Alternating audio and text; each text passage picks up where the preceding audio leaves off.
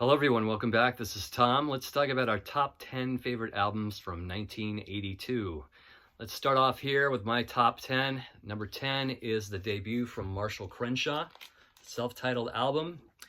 Prior to getting signed to Warner Brothers, Marshall Crenshaw was the John Lennon in Beatlemania, and then eventually signed to Warner Brothers. This album got a lot of fanfare when it came out.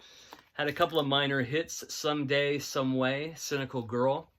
Some people kind of say this is more of a power pop album. To me, it sounds a little more kind of an updated version of Buddy Holly or like, maybe Bobby Fuller 4, that kind of thing. But great songwriting, great playing, really solid. I think this is his best album of all the albums I've heard from him. Great album. Marshall Crenshaw coming in at number 10. Coming at number 9 is the fourth Peter Gabriel album, also known as Security. On this version, it's just known as Peter Gabriel, like the previous three.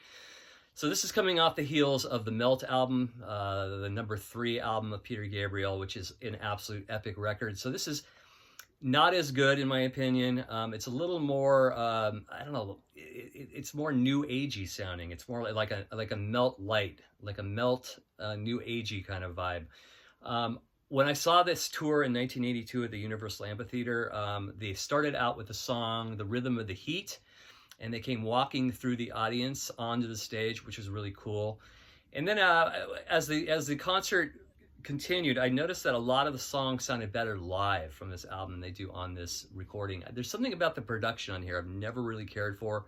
There are some great songs, but I don't know. There's something very limp about the production. And it's nowhere near the Melt album, but there's some great songs. Lay Your Hands on Me was a great song that he had in his set list for years, where he would like land on the crowd. I Had the Touch is great. San Jacinto, still a very good record. This is before he became super commercial with So 4 years later. So this is Peter Gabriel's Security, coming in at number 9. Coming in at number 8 is the last album of the Jam, called The Gift. They pretty much abandoned all their punk roots at this point and power pop roots, and they're going full on soul. This is kind of leading up to the Style Council a few years later. Paul Weller going really more with the horn section and the whole soul vibe. Some great songs on here. The Town Called Malice is just one of the greats from this era. Some great songs like Ghosts, Just Who Is the 5 O'Clock Hero, Carnation. There's a track that was recorded around this time called Shopping, which I really like. It's not on this album, but I think it's on another compilation of theirs, which is really cool.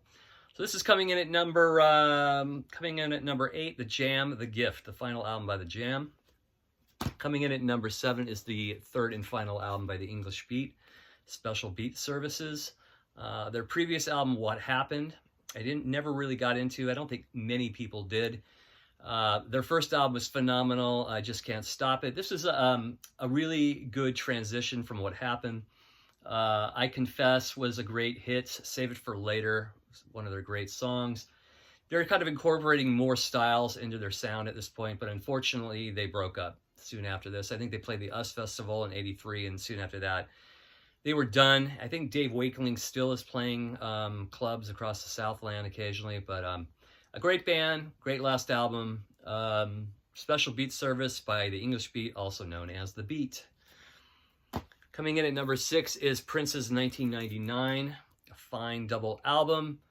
A couple of huge hits on here, 1999, Little Red Corvette, Delirious, that's all on just side 3.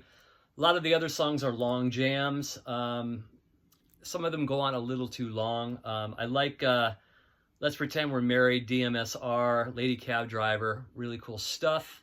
Of course, after this, Purple Rain would come out and he would just explode as a mega star. But a great album here in 1999 from Prince, coming in at number 6. Coming in at number 5 is Donald Fagan's first solo album, The Nightfly. Really solid record. My only little issue is the production. It's just a little too overproduced, 80s style. And kind of continuing in the realm of their previous Steely Dan album, the last Steely Dan album up to this point, Gaucho. It's just a little too mechanical sounding. There are real instruments, but the drums are very mechanical.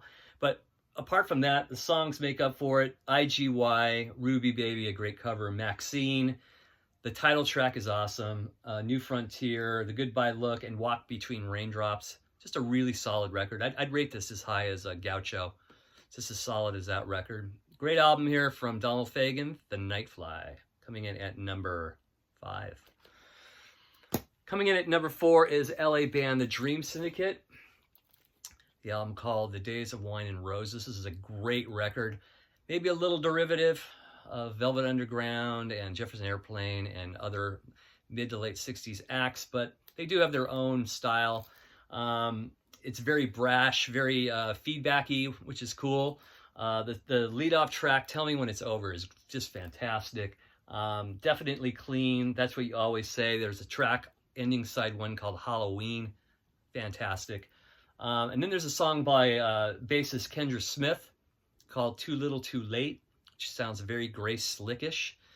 It sounds like it could have come off of like Crown of Creation or something. But this is a very solid record, released on the Slash label. Highly recommended if you haven't heard it. I remember seeing these guys in around 83 at the Country Club, summer of 83. And then I also saw them in 84 opening for REM during the Reckoning tour at the Hollywood Palladium. But great band, great album. Days of Wine and Roses, coming in at number 4. Coming in at number 3 is one of my favorite Elvis Costello albums, Imperial Bedroom. I have to admit, when I first heard this, it took a little while to get used to it. There was a lot of information to take in, but within a few months, I really got into this album, and now it's really one of my top 4 or 5 Elvis Costello albums. One of my favorite songs on here is called Human Hands. It's track 2, side 2. Love that chorus. There's something about that chorus I just really dig. I love Little Savage, Pigeon English, You Little Fool, Town Crier ends the record. So good. And then, of course, Man Out of Time, one of his greatest songs. Produced by Jeff Emmerich, who previously worked with the Beatles, I think from Revolver onward and off and on until later in their career. But definitely has kind of that Sgt. Pepper sweep. You know, it's just there's some orchestration, there's a lot of styles. It's very produced, but not in a bad way. It's produced in a very, very charming way, very good way. And this is coming in at number 3, Elvis Costello's Imperial Bedroom. Coming in at number 2 is an absolute 5-star record, in my opinion, X's Under the Big Black Sun. This is their 3rd album. A couple of songs on here deal with Exene and the loss of her sister a year or 2 prior. Songs like Come Back to Me is kind of a very sad song, but very uplifting with Billy Zoom's saxophone. The lead-off track, Hungry Wolf, just rocks to this day. That beat is so tight by DJ Bonebreak, the drummer. And Billy Zoom is just on fire on this record all the way through.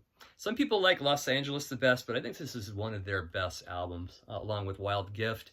There's just one good track after another. Motel Room in My Bed, Riding with Mary is awesome. The title track, Under the Big Black Sun, fantastic. Because I Do really rocks, and it's so tight. That beat and that rhythm. Blue Spark, Dancing with Tears in My Eyes has kind of that 50s kind of vibe. Real Child of Hell, How I Learned My Lesson in the Have-Nots, perfect record. John Doe and Exene are just, to me, this is kind of like their masterpiece of songwriting. So good stuff here. Coming in at number 2, X is More Fun. No, sorry. X is Under the Big Black Sun. And my number 1 is XCC's English Settlement. I have the US version here, which is the single album version, but I gotta say, even the single album version is fantastic. The whole first side, Runaways, Ball and Chain, Senses Working Overtime, one of their great, great singles. Jason and the Argonauts, and Snowman finishing off side 1.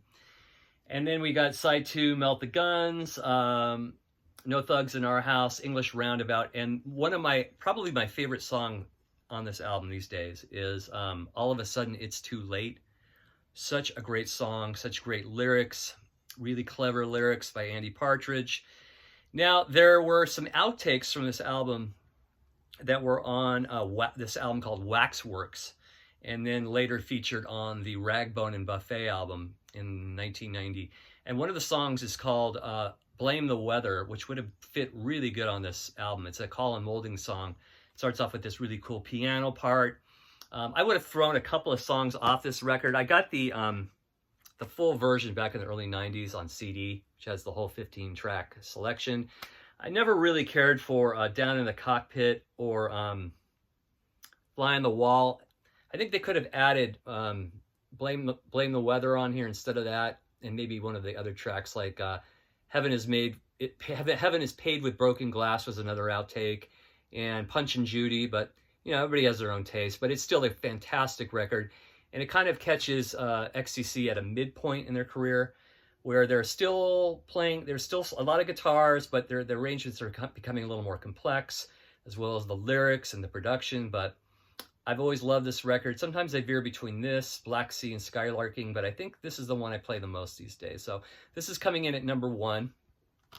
And also, too, for all you English Settlement fans, I bought this super deluxe version maybe about 10 years ago, and this is fantastic. It has, here, let's open it up here. It has 2 of the records encased in these fine little sleeves here.